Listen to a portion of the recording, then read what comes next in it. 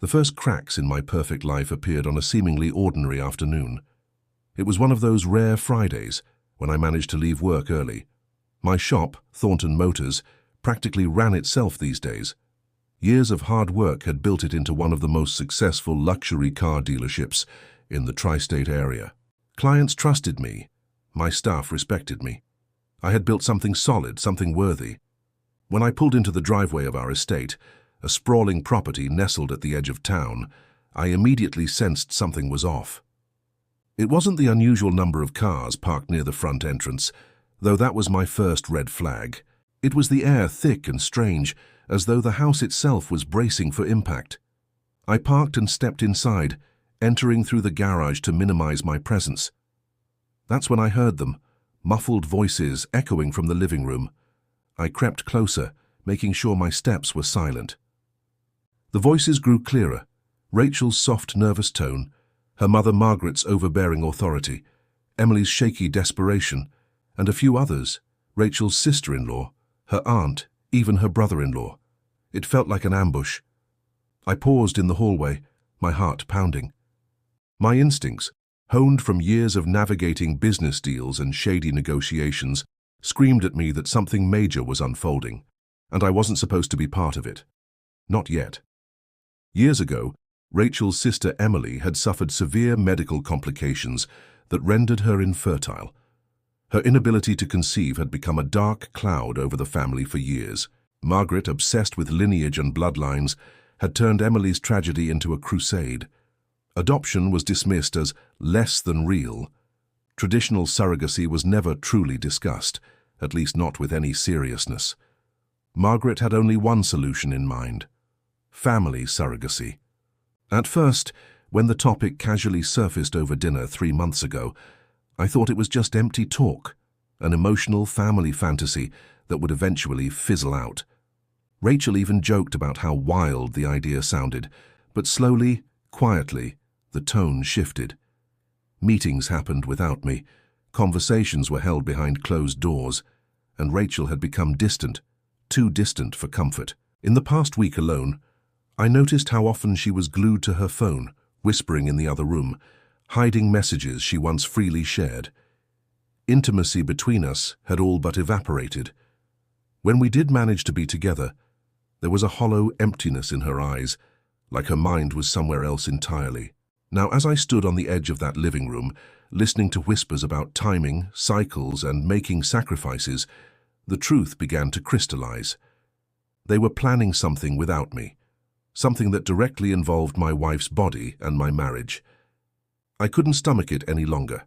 I walked into the room. 8 faces turned toward me.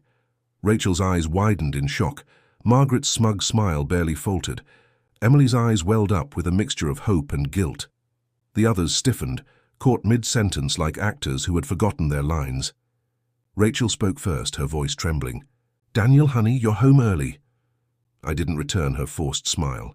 Instead, I scanned the room like a general surveying a battlefield. "Clearly, I walked into a meeting I wasn't invited to," I said, my tone ice-cold.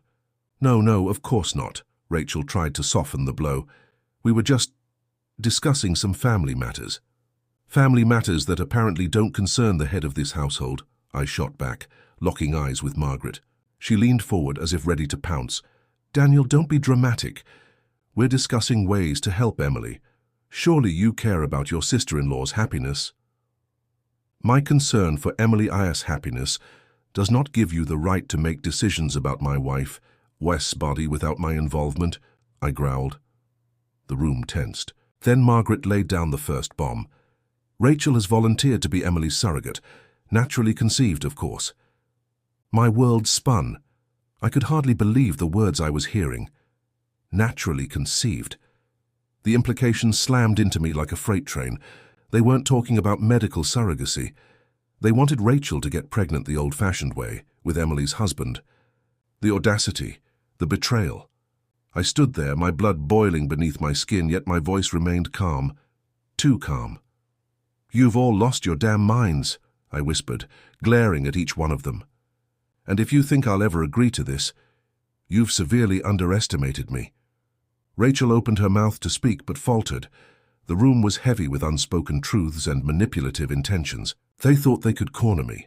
They thought they could guilt me into compliance, but this wasn't going to end the way they planned. This was war. And I was ready. The tension from that night didn't dissolve. It only thickened like a storm cloud gathering more weight, ready to burst. In the following days, Rachel tried to act as though nothing happened. She cooked dinner, smiled at me, tucked the boys into bed, but it was all an act, a cheap facade attempting to disguise the betrayal simmering beneath the surface. Every time she reached for my hand, every time she offered to make my favorite meals or snuggled closer on the couch, I felt the distance between us grow. Her touch, once comforting, now felt foreign. She was trying to sweeten the poison, but I wasn't drinking.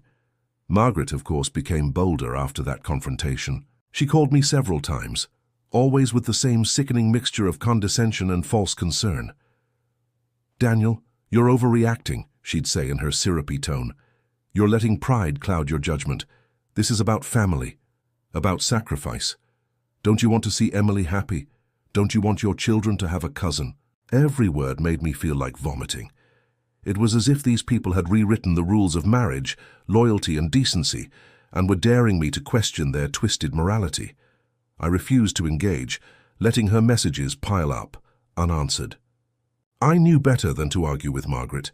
She was the queen of manipulation, turning every conversation into a guilt trip, every disagreement into an indictment of my character. But I wasn't about to play her game. Behind closed doors, Rachel and I barely spoke. The atmosphere at home was oppressive. We functioned like two strangers performing a carefully choreographed play for our children. Breakfasts were mechanical, conversations stiff. Even the boys could sense the tension, though we both tried desperately to shield them from it.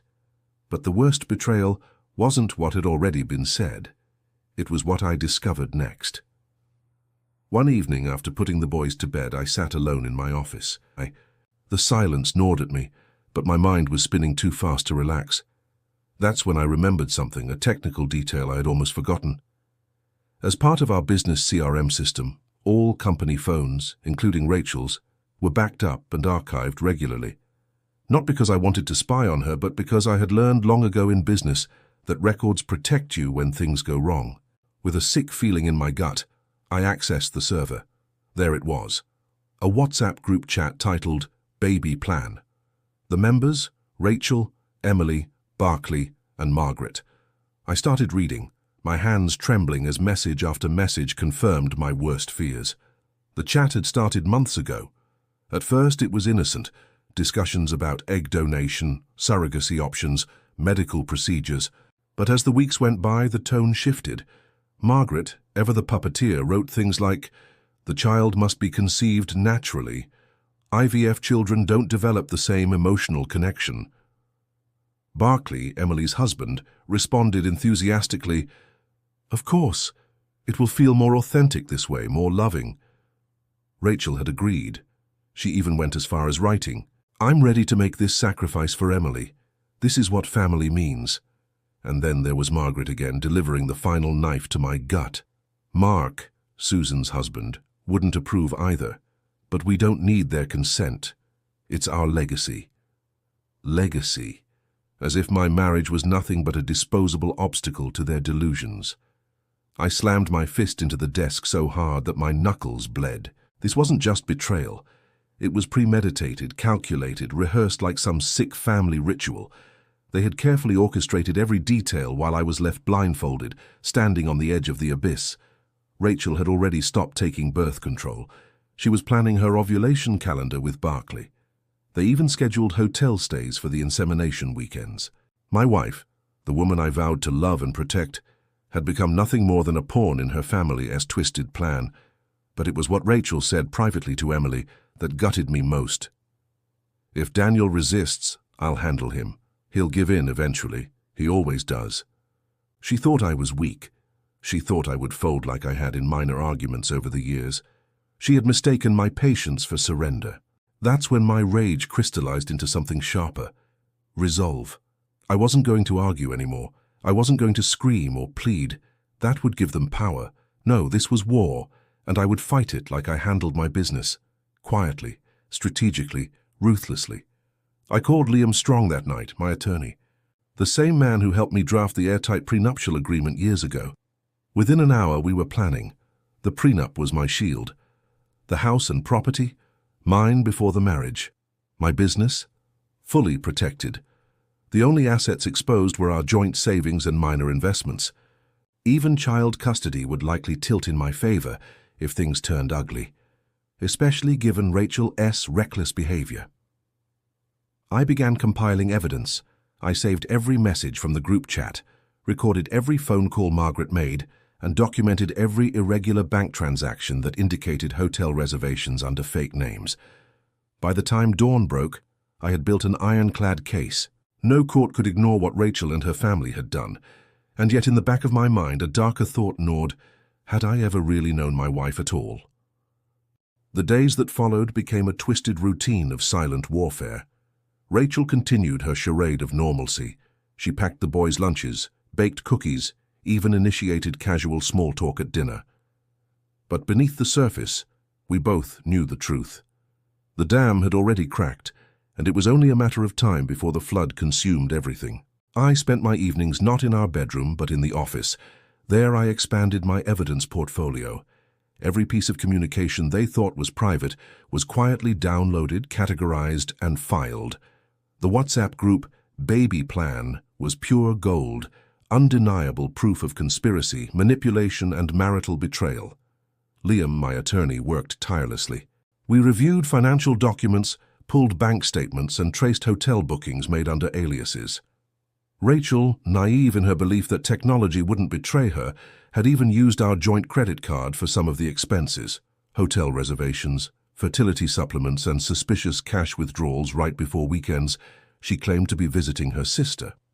The deeper I dug, the more venom I found. In one message, Barclay joked, "After this first one works, we might have to do it again. Susan wants at least 2. Rachel responded with a laughing emoji and, "One sacrifice at a time." Sacrifice. That word again. They called the destruction of my marriage a sacrifice. My stomach churned.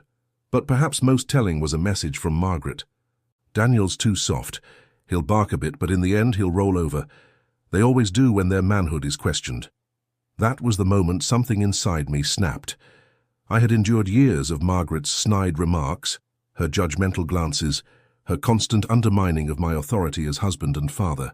But now she dared to reduce my principles, my very dignity, to nothing more than fragile ego. No more. By Thursday morning, I was ready. The boys had already left for school, their innocence mercifully preserved from the vile storm brewing at home. I waited at the kitchen table, sipping black coffee as Rachel came down the stairs, her expression carefully neutral. "Morning," she said softly, pretending nothing was wrong. I didn't respond immediately. I let the silence settle like a heavy fog. Then I said, "We need to talk." Her smile twitched, but she nodded. She sat across from me, her eyes flicking nervously. "I've been patient, Rachel, incredibly patient, but this ends now." Her lips parted as if to protest, but I raised a hand to stop her. "No lies, no spin. I know everything." I slid a thick envelope across the table. Inside were printed copies of the group chat, the financial records, the hotel bookings, and screenshots of her private messages. Her hand trembled as she flipped through the pages, her face draining of color. "Daniel, you were willing to destroy everything we built for your sister's fantasy. You didn't just betray me, you orchestrated it." Tears welled in her eyes. "It wasn't like that. You thought you could manipulate me, that you and your twisted family could pressure me into compliance. You mistook my love for weakness." Her defenses began to crumble, her voice broke. "I just wanted to help Susan, she's my sister." "At what cost, Rachel?" I leaned forward, my voice like a blade. "At the cost of your marriage, your children's stability, my dignity? You had other options, IVF, surrogacy with a neutral donor. But you chose this, you chose betrayal." She sobbed openly now. "I didn't know it would go this far." "Bullshit," I spat. "You knew exactly how far you were going. You had hotel bookings lined up. You stopped your birth control. You scheduled your ovulation like it was a business meeting. Don't insult me by pretending you lost control." She collapsed into her chair, covering her face with her hands, sobbing uncontrollably. I sat back, letting her drown in the consequences of her choices. Then, after a long pause, I delivered the final blow. "You have until Friday evening to make your decision. Either you cancel this entire plan and end all contact with your sister and Barclay regarding surrogacy, or I file for divorce first thing Monday morning. And I promise you, Rachel, I will take everything I legally can. The kids, the house, my business, all of it." Her head shot up, eyes wide with panic. You take the kids from me?" "If I have to," I said coldly. "You've proven you'll put your sister's needs above their well-being. That makes you unfit in my book." "But what about counseling, mediation? Can't we fix this?" "You killed the marriage, Rachel. You don't get to play victim now."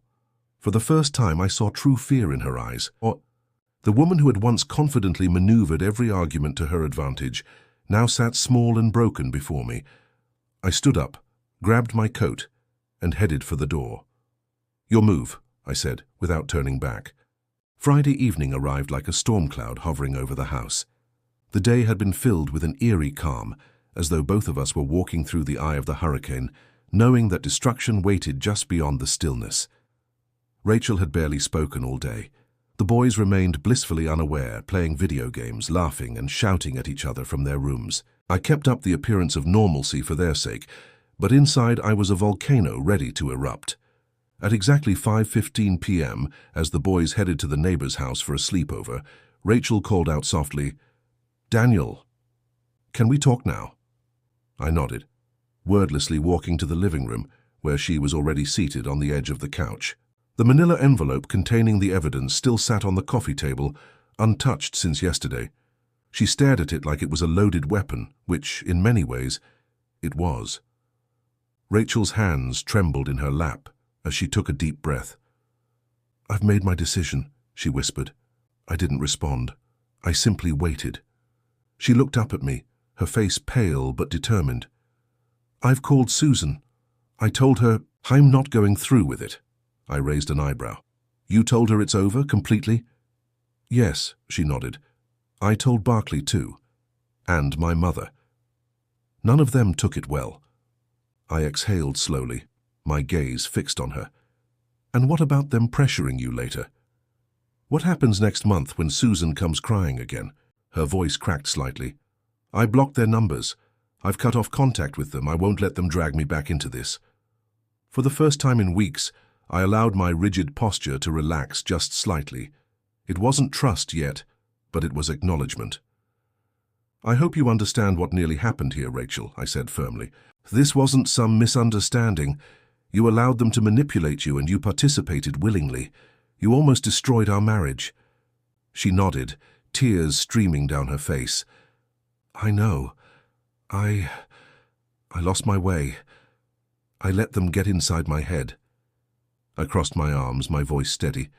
"It's not just about forgiving you, it's about rebuilding trust. And that's going to take years, if it's even possible." Rachel wiped her tears with the back of her hand. "I'll do whatever it takes." I leaned forward, locking eyes with her. "Then here are my conditions." She straightened, bracing herself. "First, full transparency. From this moment forward, you'll share your phone, your passwords, your finances, total access." She nodded immediately. "Second, you attend therapy. Alone at first and then couples counseling if we reach that stage." Again she nodded, her voice barely above a whisper. "Agreed." "Third," I paused, ensuring she felt the weight of this next part. "If there's even a hint of dishonesty, manipulation, or outside influence, this is over. No second chances." Her face crumpled. "Understood." Finally, I delivered the hardest term. "And fourth, sterilization." Her head shot up, eyes wide. "Daniel, no negotiation," I interrupted. "You already put my entire world at risk once. This prevents it from ever happening again." She hesitated, tears pooling again.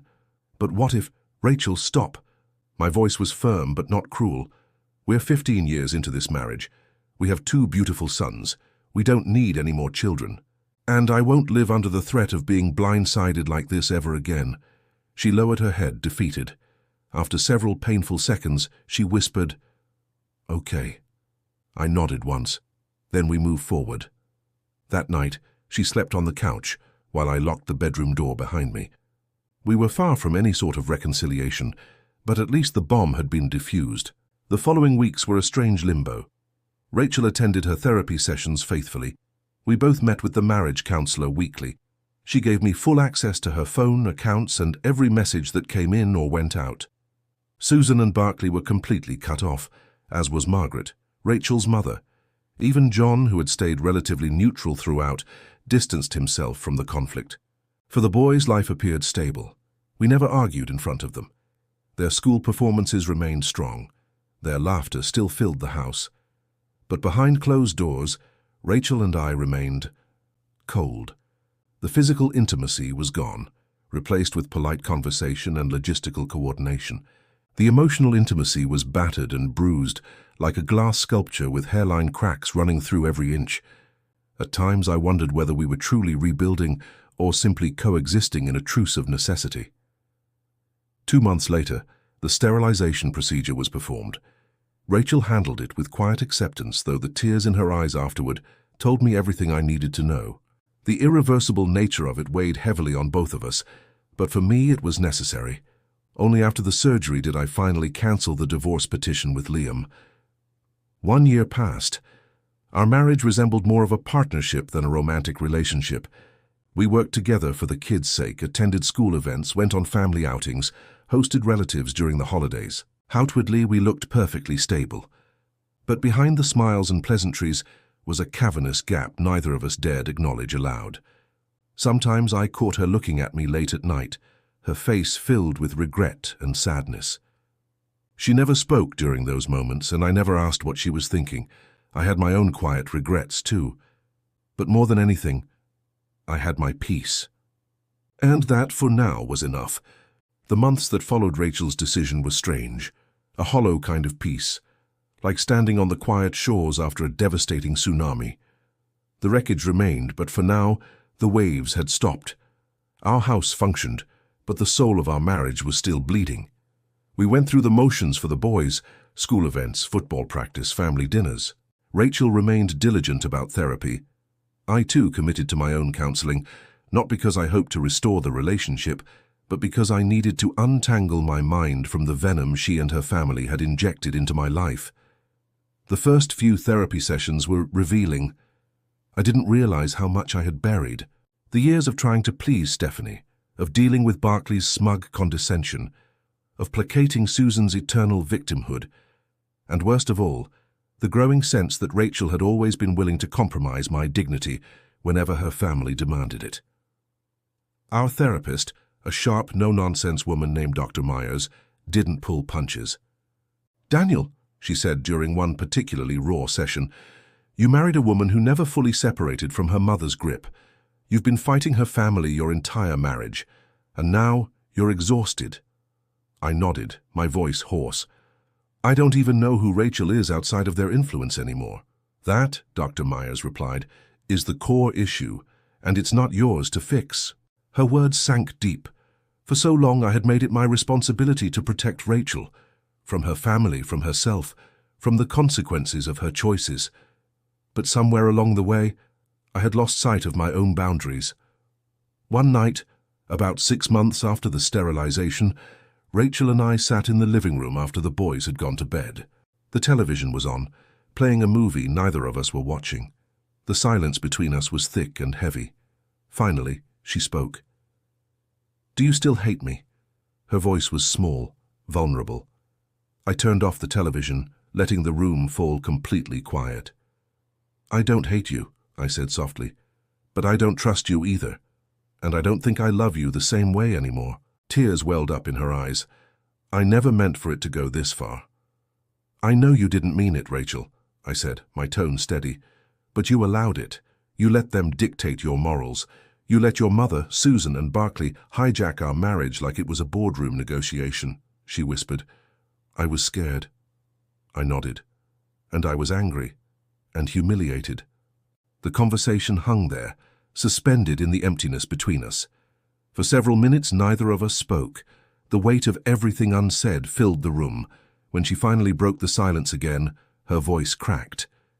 "Do you think we'll ever fix this?" I sighed. "Some things don't get fixed, Rachel. Some things change you too deeply. We may heal. We may function. But we'll never be what we were." She swallowed, blinking rapidly. "I'll never forgive myself."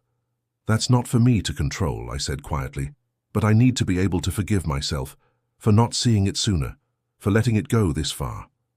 As the months dragged on, we became two polite strangers raising children under the same roof. We rarely fought, but not because we had resolved anything. The battlefield had simply gone cold. Stephanie attempted to reconnect several times, but Rachel shut her down firmly. Barclay tried to call me once, probably to offer some half-baked apology, but I blocked his number without hesitation. Susan's name was rarely mentioned. From what little I heard, she'd fallen into deeper depression after the failed surrogacy attempt. She stopped attending family functions altogether. Rachel's father, John, quietly distanced himself from everyone, as if ashamed of what his family had become. Occasionally, he and I would exchange brief, stiff conversations at the boys' soccer matches, but nothing beyond small talk. And through it all, the boys thrived. Their grades remained strong. Their friendships grew. They smiled. They laughed. And for that, I was grateful. Around the one-year anniversary of the fallout, as I came to call it, Rachel approached me one evening. "I've been thinking," she began hesitantly, "about us, about where we're heading." I listened, allowing her to continue. "I know things are broken," she continued, voice trembling. "But do you think maybe we should separate? Not out of anger, but to give each other a chance to breathe." I exhaled, absorbing the words. In truth, I had considered this many times. The idea of separation no longer filled me with dread. It almost felt like relief. "I've thought about it too," I admitted. "And maybe that's the kindest thing we can do for each other now."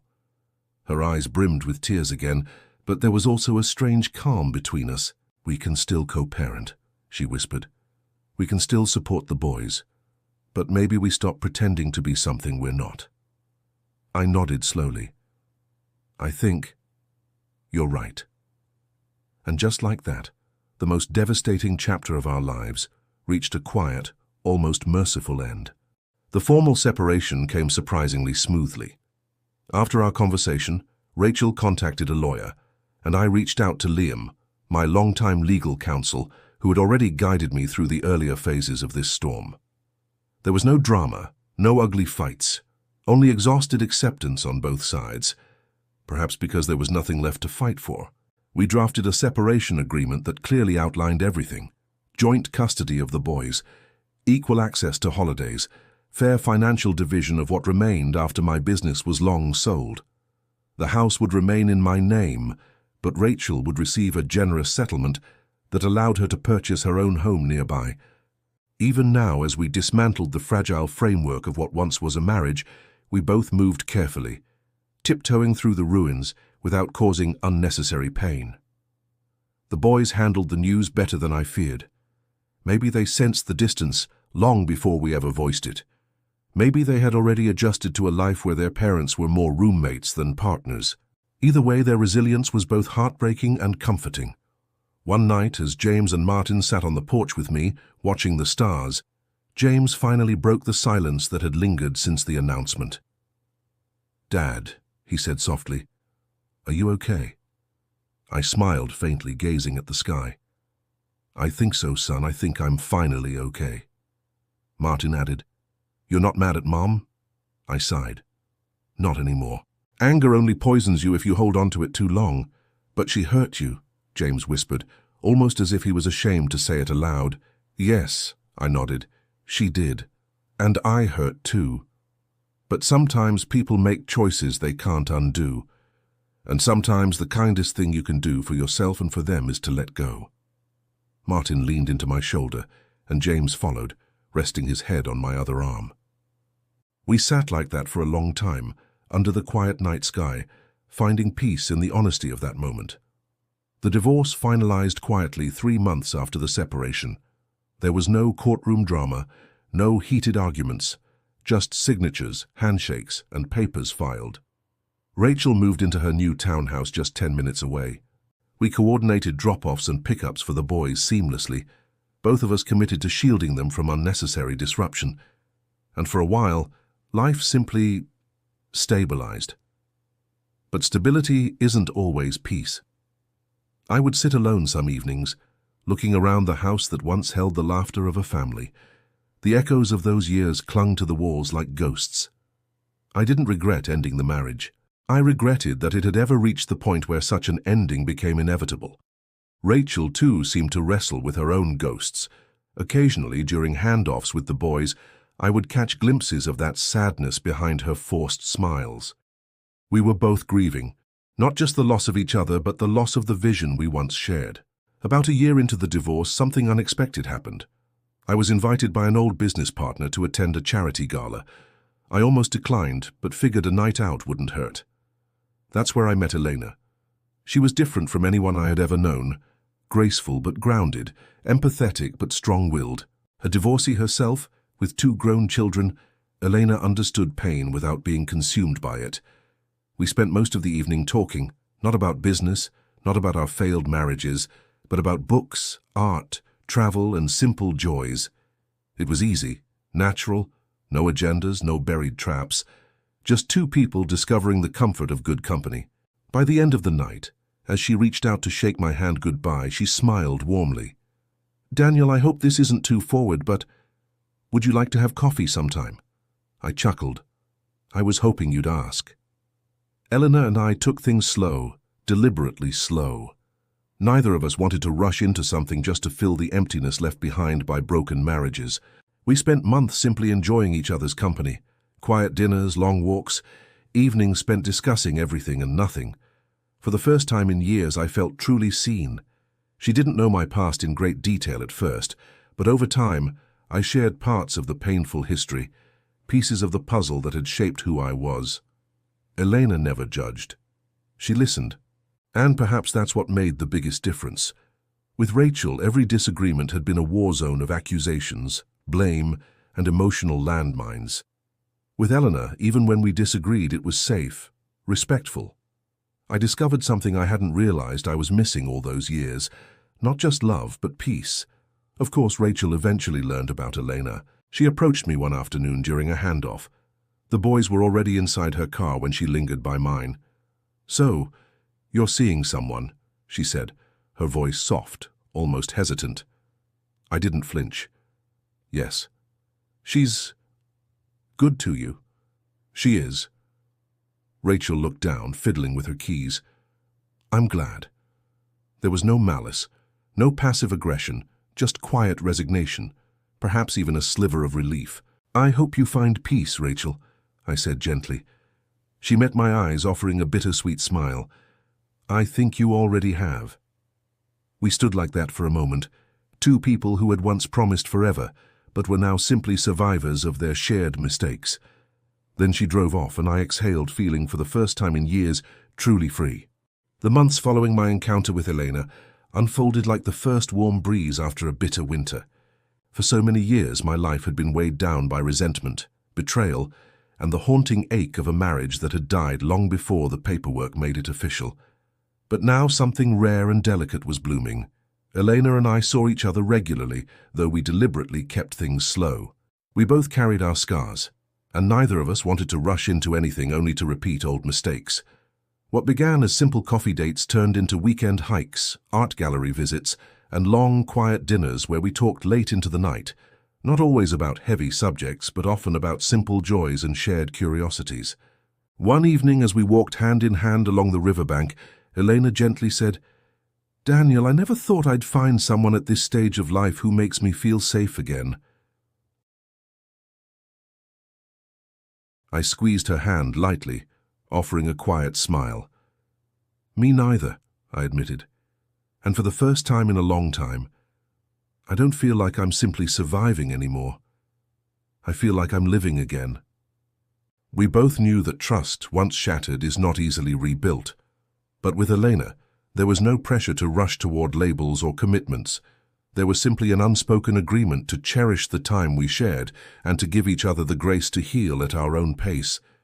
Meanwhile, my relationship with my sons continued to deepen. James, now a father himself, would often call late at night asking for advice about diapers, fevers, and balancing work with parenting. I cherished these calls. They were a lifeline connecting me to the heart of family life that once seemed out of reach. Martin, ever the entrepreneurial spirit, thrived in his career. He expanded his tech company and often flew back and forth between my quiet Napa town and the bustling business centers on the coast. Yet, despite his success, he made time to spend weekends at my place, helping with small home repairs or simply sharing meals under the backyard pergola. It was during one such weekend that Martin surprised me with a quiet observation. You know, Dad," he said, sipping his coffee as we watched the sun dip below the vineyard hills, "I think you're happier than I've ever seen you." I looked over at him, caught slightly off guard by his remark. "Do I seem that different?" Martin smiled. "Yeah, I mean, I don't think you even realize how much lighter you seem. Less heavy, you know. You've carried so much for so long." I exhaled slowly, letting his words settle. Maybe it's because I finally let go of things I couldn't change. I stopped trying to fix the unfixable. Martin nodded. "I'm proud of you, Dad." Hearing those words from my son meant more than I could put into words. It was a moment of quiet affirmation that despite the wreckage, I had managed to rebuild something real, something good. Rachel, on the other hand, had settled into a quiet rhythm of her own. While we rarely spoke beyond the logistics of co-parenting, I could sense that she, too, had finally found some measure of peace.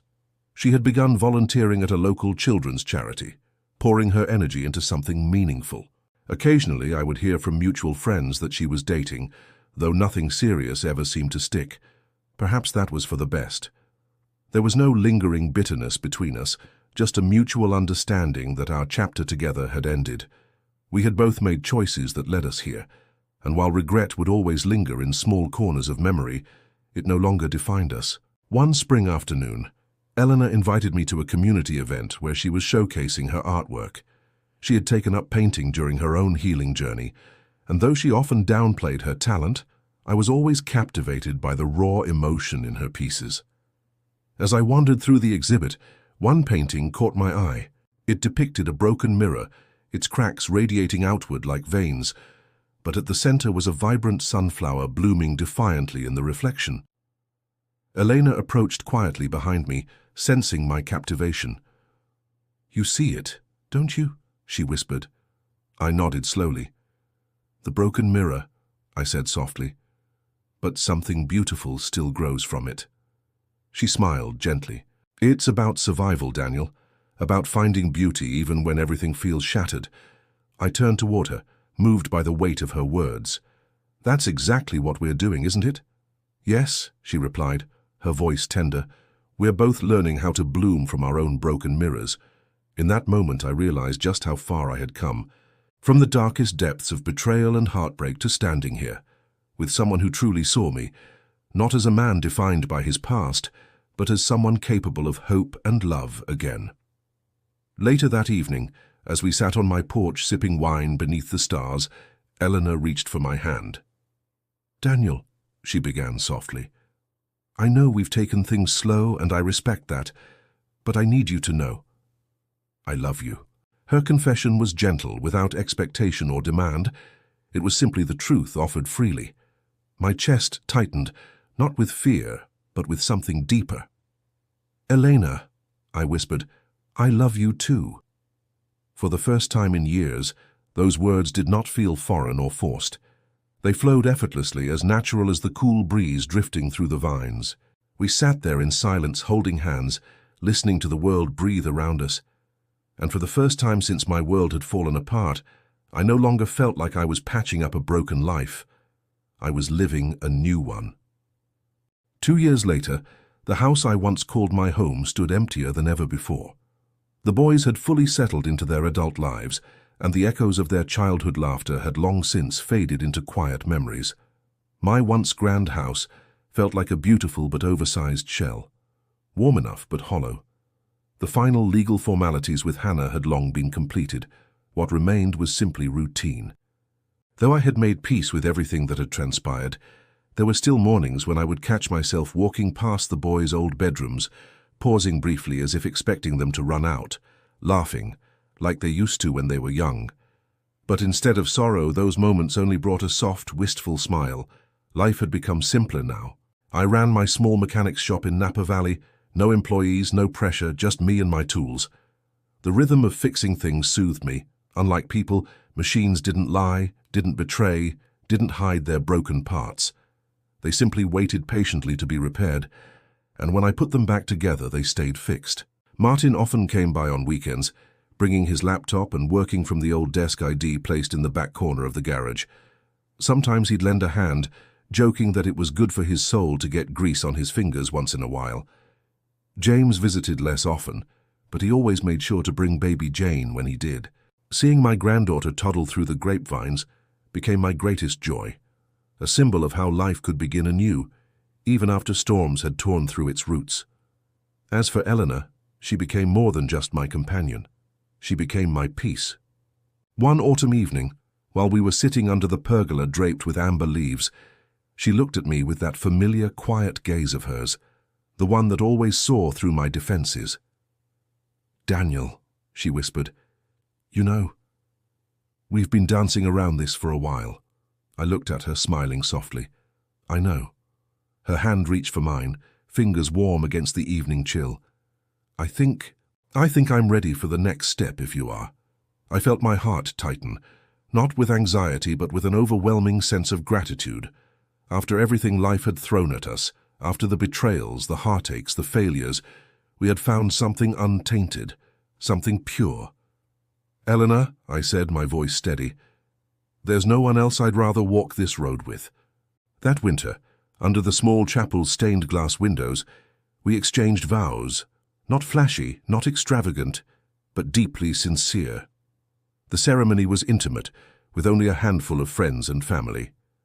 Martin stood proudly as my best man. James walked Elena down the aisle, his arm linked with hers like a brother escorting his own mother. Even Rachel had sent a quiet, respectful note, wishing us well. There were no lingering shadows in that room, only soft candlelight, tearful smiles, and the gentle warmth of people who understood the price we had paid to get here. The years that followed were nothing short of peaceful. Elena and I cultivated a life built on mutual respect, laughter, and simplicity. We turned the old vineyard into a hobby farm, growing seasonal produce and small batches of wine for ourselves and our close-knit community.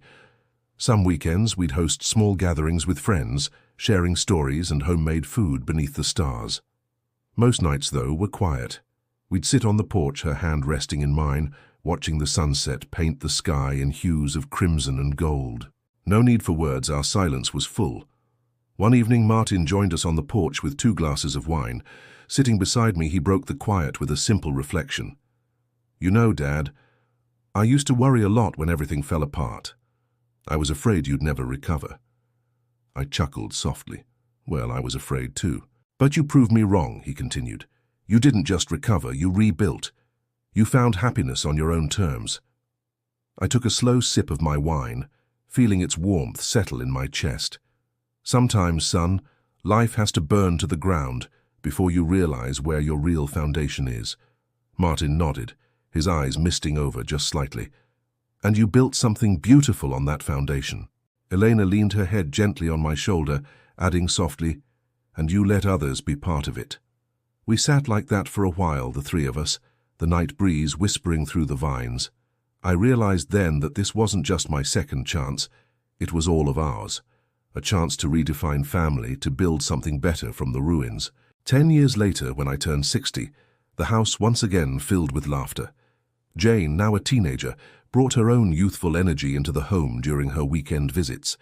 James and his wife had settled into a happy rhythm, while Martin eventually married and gave me another grandchild.